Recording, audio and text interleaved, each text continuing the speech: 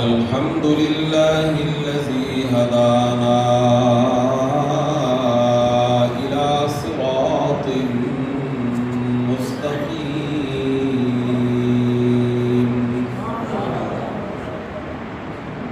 صراط الله الذي له ما في السماوات وما في الأرض وله الحمد وهو على كل شيء قدير. ثم نشهد أنه لا إله إلا الله وحده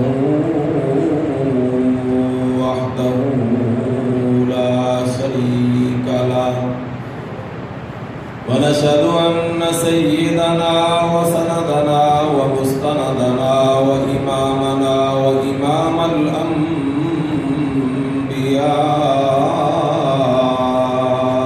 والمرسلين،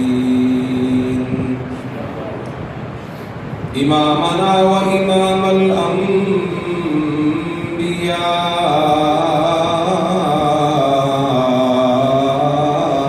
والمرسلين ومولانا محمدا عبده ورسوله. أما بعد فأعوذ بالله من الشيطان الرجيم. بسم الله الرحمن الرحيم.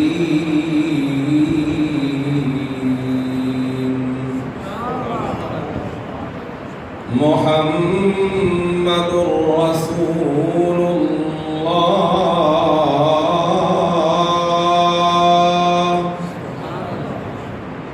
والذين معه أشداء على الكفار رحماء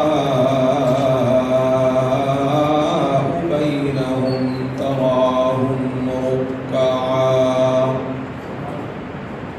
تراهم ركعا سجدا يبتغون فضلا من الله ورضوانا، سيماهم في وجوههم من أثر السجود، ذلك مثلهم في التوراة ومثلهم في الإنجيل.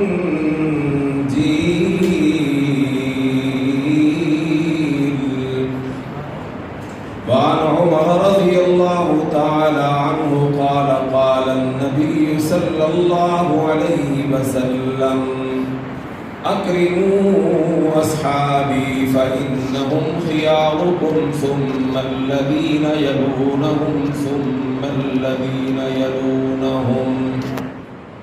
وعن جابر رضي الله تعالى عنه قال قال النبي صلى الله عليه وسلم: لا تمس النار مسلما رآني أو من رآني،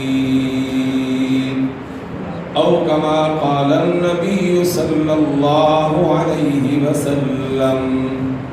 صدق الله مولانا العلي العظيم، وبلغنا رسوله النبي الأمي الأمين الكريم، ونحن على ذلك لمن الشاهدين ومن الشاكرين، والحمد لله رب العالمين.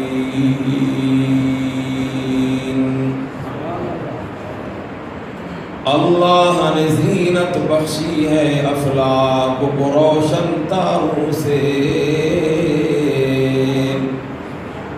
اللہ نے زینت بخشی ہے افلاک کو روشن تاروں سے، اسلام نے رونق پائی ہے محبوب خدا کے یاروں سے. ہوتے ہیں خفا کیوں پوچھو تو صحیح ذرا اغیاروں سے، تعریف صحابہ ثابت ہے قرآن کے 30 پاروں سے۔ ابو بکر و عمر ہیں سمع و بصر، عثمان و علی ہیں قلب و جگر، حضرت کے ہیں منظور نظر، ہو کیوں نہ محبت چاروں سے۔ الہی مسلمانوں پہ رحمت کی نظر کر دے، الہی مسلمانوں پہ رحمت کی نظر کر دے، میری التجاؤں میں ذرا پیدا اثر کر دے۔ نمازیں ترک کر کے تیری یاد سے ہوئے غافل، دوبارہ ہمیں نام محمد سے ذرا باخبر کر دے۔ کسی کو ناز ہوگا پارسائی کا، عبادت کا، ریاضت کا، کسی کو ناز ہوگا پارسائی کا، عبادت کا، ریاضت کا، ہمیں تو فقط ایک بھروسہ ہے محمد عربی کی شفاعت کا۔ اشارہ مل گیا جس کو، کنارہ مل گیا جس کو، سہارا مل گیا جس کو نبی کی چشم عنایت کا۔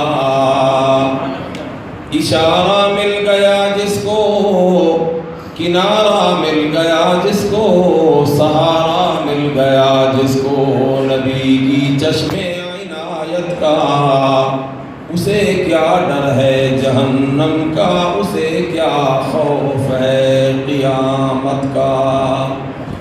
صحابہ تو صحابہ تھے کہ جن کی ہر شب عید ہوتی تھی، صحابہ تو صحابہ تھے کہ جن کی ہر شب عید ہوتی تھی، خدا کا قرب ان کو حاصل تھا، محمد کی دید ہوتی تھی۔ تمام حضرات ثواب کے لیے سے بآواز بلند نماز و درود شریف تلاوت فرمائیں۔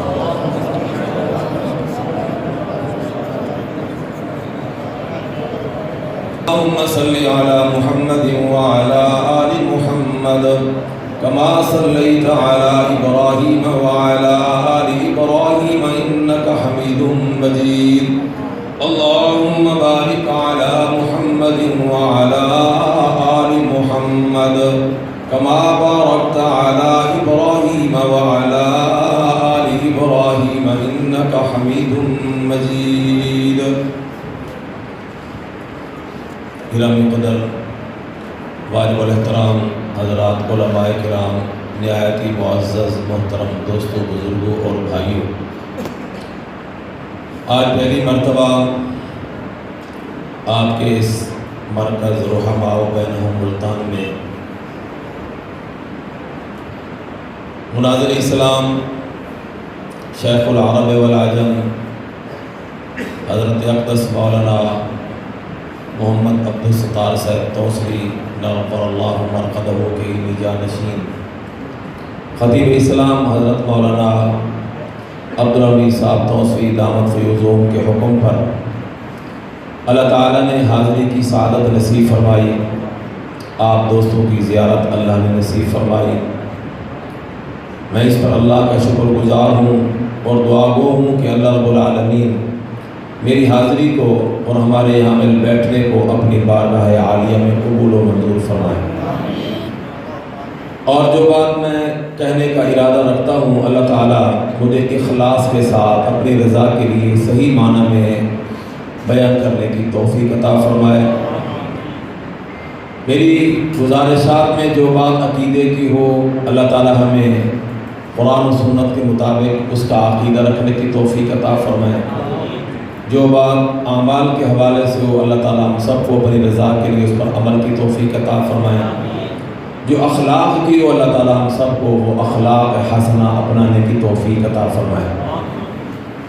چونکہ اس مرکز کا نام رحماء بینہم کے حسین نام سے مسمى ہے، معنون ہے، مناسب معلوم ہوا کہ میں اسی مرکز کے نام کے حوالے سے ہی قرآن کریم کی آیت کریمہ جو میں نے ابھی پڑھی اس کے اس جملے کی تشریح عرض کر دوں قرآن و حدیث کی روشنی میں۔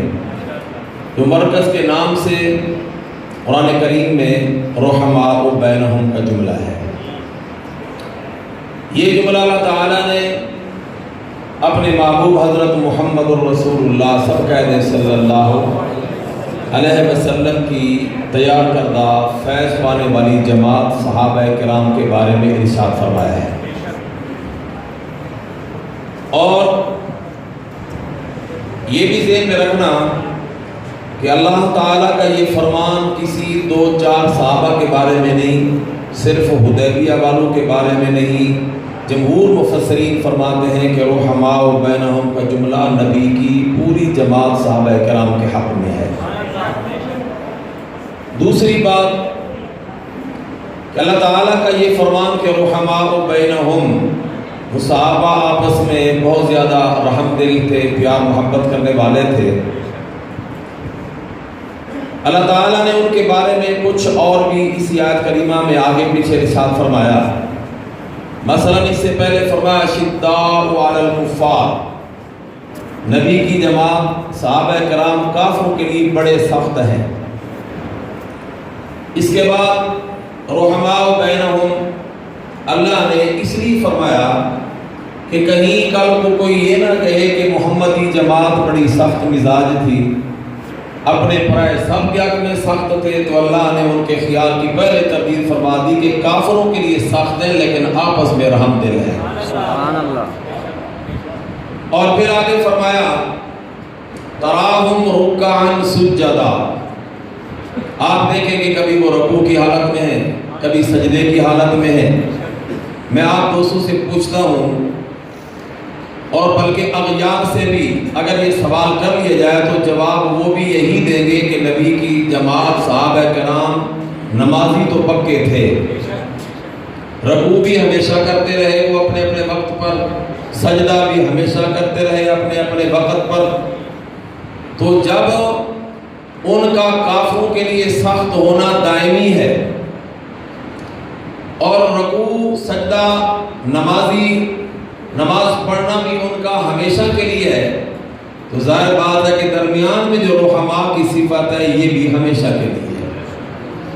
یہ نہیں کہ چند دن تو آپس میں رحم دل رہے، پھر ایک دوسرے کے مخالف اور ایک دوسرے کے خلاف سخت ہو گئے۔ ہاں اگر کوئی مشکوک النسل یہ بات کہے تو ہم اس کی بات کو ردی کی ٹوکری میں ڈال دیں گے، اللہ کے قرآن کے مقابلے میں ہم کسی بات کو ماننے کے لیے تیار نہیں۔ اللہ کا فرمان حق بھی ہے، سچ بھی ہے، بے شک۔ تو رحماء بینہم، ایک بات تو یہ کہ وہ سب کے حق میں ہے، چند حضرات کے بارے میں نہیں، اور دوسری بات کہ ان کی یہ صفت دائمی ہے، ہمیشہ کے لیے ہے، اور اس کی تائید اللہ رب العالمین کے فرمان سے ہوتی ہے۔ رب العالمین نے ارشاد فرمایا وَأَلْزَمَهُمْ كَلِمَةَ التَّقْوَىٰ، کہ اللہ نے تقوی کا کلمہ صحابہ کو چپکا دیا، لازم کر دیا۔ اب جس چیز کو اللہ نے چپکایا، لازم کر دیا، وہ دنیا کی کوئی طاقت ہٹا سکتی ہے؟ جیسے کلمے کا تقوی کا کلمہ ان کو لازم ہے، وَقَالُوا أَحَقَّ بِهَا، وہ اس کے اہل تھے، اسی طرح اللہ رب العالمین نے جو ان کو رحماء بینہم بنایا تو وہ بھی ہمیشہ کے لیے ان کو رحماء بینہم بنا دیا۔ اب چند روایات سے میں انتہائی اختصار کے ساتھ اس بات کو کچھ واضح کرنا چاہتا ہوں۔ صحابہ کرام رضوان اللہ تعالیٰ علیہ اجمعین میں سب سے بڑے صحابی تو سیدنا ابوبکر صدیق رضی اللہ تعالیٰ عنہ ہے، دوسرے نمبر پر حضرت عمر فاروق اعظم ہے، عثمان غنی ہے، علی حیدر کرار ہے۔ یہ اہل سنت والجماعت کی ترتیب اور یہ احادیث سے ثابت ہے، یہی ترتیب احادیث سے ثابت ہے۔ اغیار لوگ اور حادثے کی پیداوار، صحابہ کرام میں بڑی خلید بتاتے ہیں، آپس میں دشمنیاں، آپس میں نفرتیں، آپس میں عداوتیں بتاتے ہیں، مگر ان کی باتیں جیسے وہ خود ہیں ان کی بھی ویسی ہیں. ہمارے پاس الحمدللہ سہارا یا قرآن ہے یا نبی کا فرمان ہے. اور اللہ نے فرما دیا رحماء بینہم، وہ آپس میں رحم دل ہیں. تو حالات نے ثابت کیا، صحابہ کرام کے اعمال و اخلاق نے ثابت کیا کہ واقعتاً وہ رحماء بینہم تھے. چنانچہ حضرت ابوبکر صدیق رضی اللہ تعالیٰ عنہ کے بارے میں روایات میں آیا کہ ایک دفعہ آپ آ رہے تھے، راستے میں ملاقات ہو گئی سیدنا حضرت علی رضی اللہ تعالیٰ عنہ سے. حضرت علی رک گئے کہ میرے قائد اعظم حضرت محمد صلی اللہ علیہ وسلم کے خلیفہ، اور خلیفہ بھی بلا فصل مصلح کے وارث ابو بکر، بڑے صحابی آئے ہیں، عمر میں بھی بڑے ہیں، مقام میں بھی بڑے ہیں. تو وہ آگے چلے، میں ان کے پیچھے چلوں، ان کے آگے چلنا بھی ادبی محسوس کی تو رک گئے. تو فرمایا کہ آپ آگے چلیں. سیدنا حضرت ابو بکر صدیق رضی اللہ تعالیٰ عنہ بھی تو جانتے تھے کہ علی کون ہے، اس لیے فرمایا علی آپ آگے چلیں. ان کا اصرار ہے آپ آگے چلیں، ان کا اصرار ہے آپ آگے چلیں. تو سیدنا حضرت علی رضی اللہ تعالیٰ عنہ نے چونکہ پہلے یہ استدعا کی تھی کہ آپ آگے چلیں، آپ بڑے ہیں، تو اس لیے اس بات کی پھر دلیل بھی انہوں نے دینی تھی کہ آپ آگے کیوں چلیں. تو سیدنا حضرت علی رضی اللہ تعالیٰ عنہ نے حضرت ابوبکر صدیق سے دلیل عرض کی آگے چلنے کی. فرمایا کہ میں نے اللہ کے محبوب سے سنا تھا، حضور نے ارشاد فرمایا لو كنت اتخذت خليلا لاتخذت ابا بکر ولكن اتخذت الله خليلا. میرے پیارے ابو بکر، میں نے تو امام الانبیاء صلی اللہ علیہ وسلم سے یہ سنا تھا، حضور فرما رہے تھے اگر اس کائنات میں ایک روایت میں غیر ربی، اپنے رب کے علاوہ میں کسی کو خلیل بناتا، دوست بناتا، تو میں ابو بکر صدیق کو بناتا. لیکن میں نے تو اپنا دوست اور خلیل اللہ کو بنا لیا. میرے پیارے ابو بکر، جب نبی پاک علیہ السلام کا آپ کے حق میں یہ ارشاد ہے تو حق بنتا ہے کہ آپ آگے چلیں، میں آپ کے پیچھے چلوں. سیدنا حضرت ابو بکر صدیق رضی اللہ تعالی عنہ نے فرمایا پیارے علی، آپ کے بارے میں نے بھی نبی پاک علیہ السلام سے کچھ سنا ہے، اس کا تقاضا ہے کہ آپ آگے چلیں، میں آپ کے پیچھے چلوں. فرمایا وہ کیا؟ فرمایا کہ میرے محبوب حضرت محمد صلی اللہ علیہ وسلم نے آپ کے بارے میں فرمایا اخی علی اخی فی الدنیا والآخرہ، علی دنیا میں بھی مجھ محمد کا بھائی اور آخرت میں بھی علی میرا بھائی ہے. تو اس لیے میں یہ چاہتا ہوں، اس کا تقاضا یہ ہے کہ آپ آگے چلیں، میں آپ کے پیچھے چلوں. سیدنا حضرت علی رضی اللہ تعالی عنہ نے فرمایا ابو بکر، میں آپ کے آگے کیسے چل سکتا ہوں جبکہ اللہ کے نبی نے یہ فرمایا کہ ما صب اللہ فی صدری سبقتہ فی صدر ابی بکر. اللہ نے جو میرے دل میں انوار و برکات نازل فرمائے وہ سب میں نے ابو بکر صدیق کے دل میں ڈال دیے. آپ تو نبوت کے کمالات، نبوت کے محاسن، نبوت کے فضائل، نبوت کے علوم کے حامل ہیں. اس کا تقاضا یہ ہے کہ آپ آگے چلے، میں آپ کے پیچھے چلوں گا.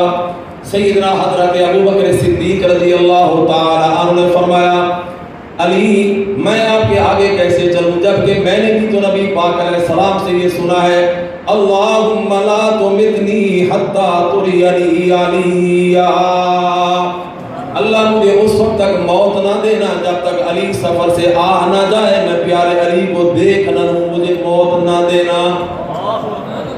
ایک سفر میں حضرت علی رضی اللہ تعالیٰ گئے ہوئے تھے، اللہ کے محبوب صلی اللہ علیہ وسلم نے دعا کی اللہ مجھے اس وقت تک موت نہ دینا جب تک میں علی کو دیکھ نہ لوں. حالانکہ مرکز رحماء بینہم کے اس پروگرام میں تصویر کرنے والے محترم سامعین، بخاری شریف کی حدیث یہ ہے کہ اللہ رب العالمین ہر نبی سے موت آنے سے پہلے اس کی اجازت، اس کی مرضی پوچھتے ہیں کہ اگر دنیا میں رہنے کا پروگرام ہے تو جتنا چاہیں آپ کی زندگی بڑھا دیتے ہیں اور ہمارے پاس آنا چاہیں تو جنت کے دروازے کھلے ہیں.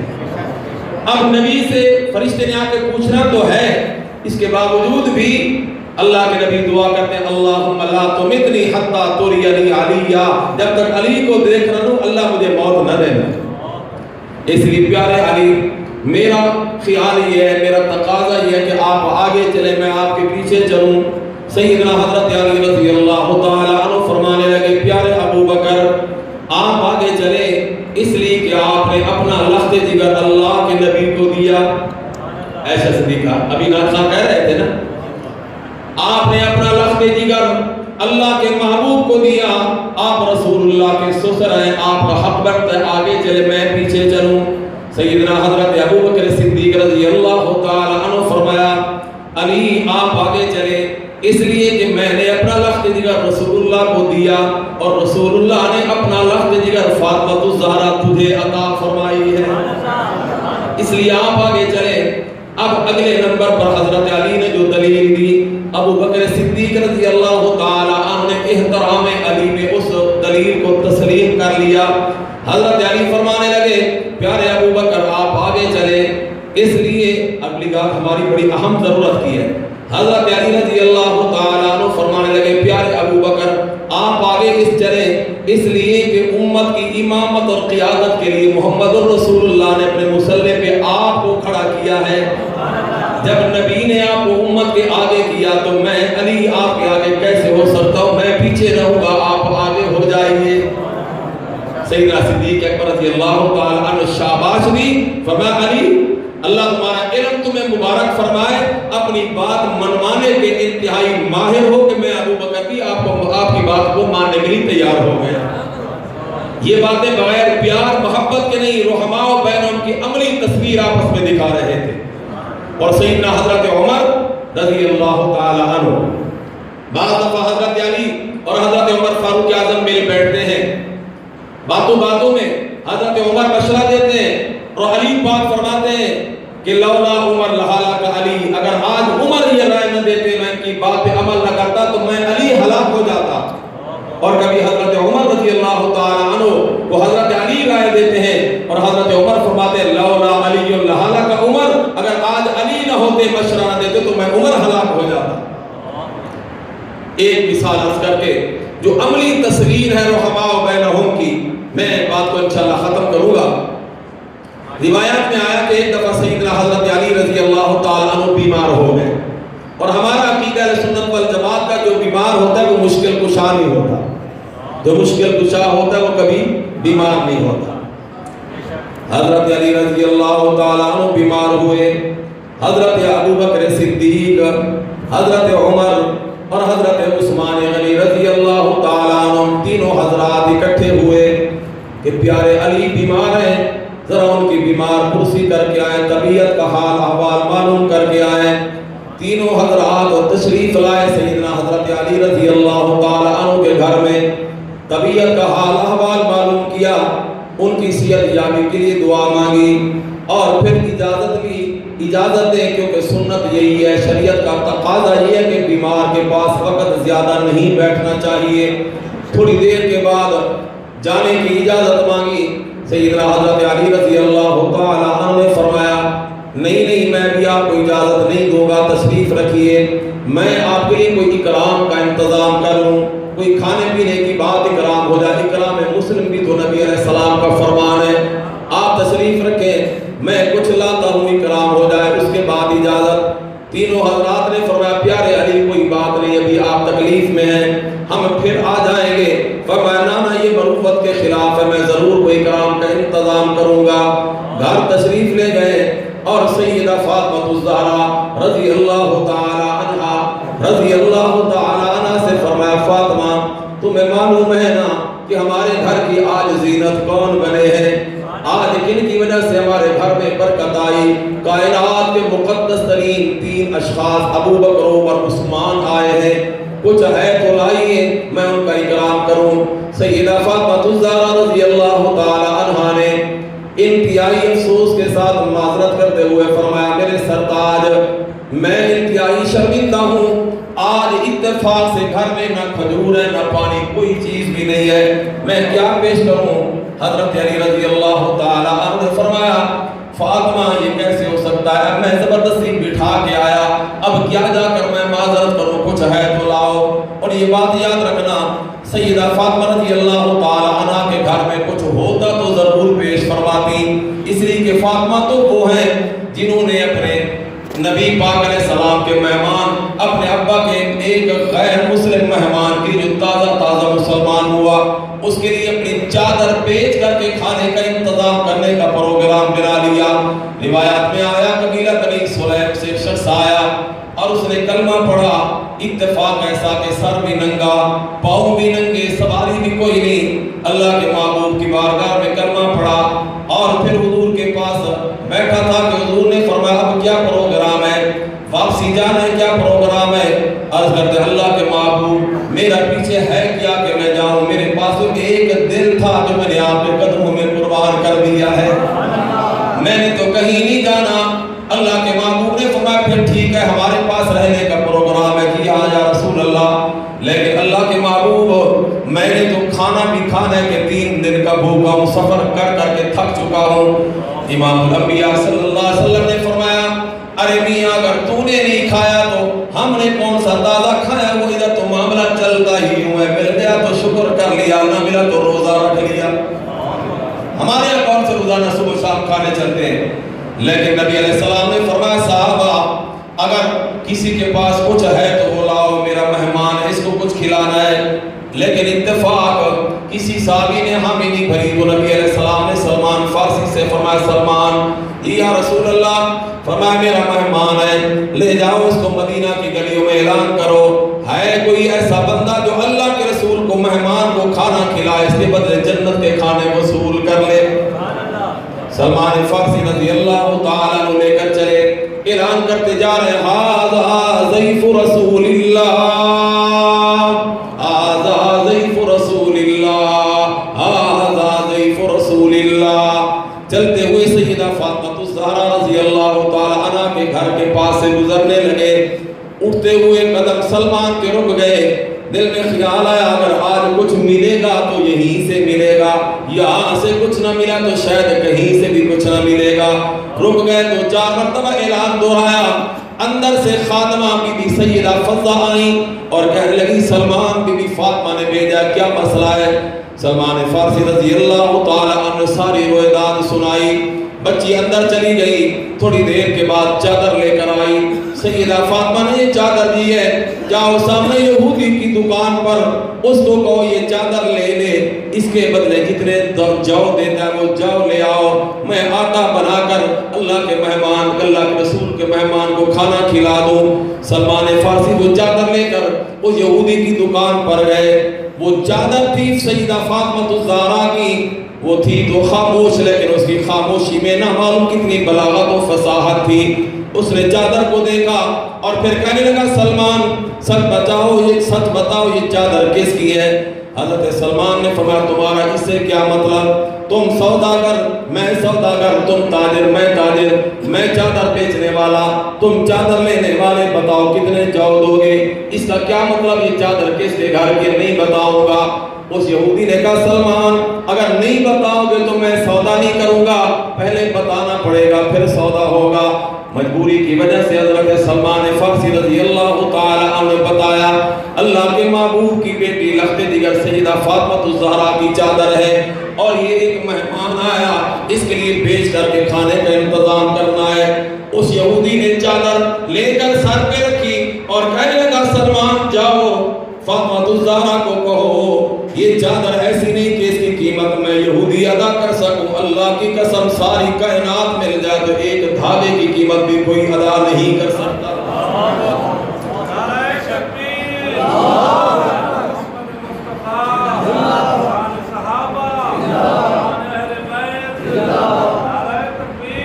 یہ چادر لے جاؤ، چادر واپس کر دو اور فاطمہ کو کہو کہ آج کے بعد میں تیرے ابا محمد کریم کا غلام، میرا سالہ مار محمد کے قدموں پہ قربان۔ تو ایک یہودی کے لیے اگر فاطمہ الزہرا رضی اللہ تعالیٰ عنہ ایک نو مسلم کے لیے چادر بھیج سکتی ہیں، ابو بکر عمر عثمان کے لیے کیوں نہیں بھیج سکتی؟ تو سیدہ فاطمہ رضی اللہ عنہا نے فرمایا اس وقت کچھ نہیں، حضرت علی رضی اللہ تعالیٰ عنہ اسرار فرمایا کچھ تو کرو نا، اب میں کیا جا کر منہ دکھاؤں؟ سیدہ فاطمہ رضی اللہ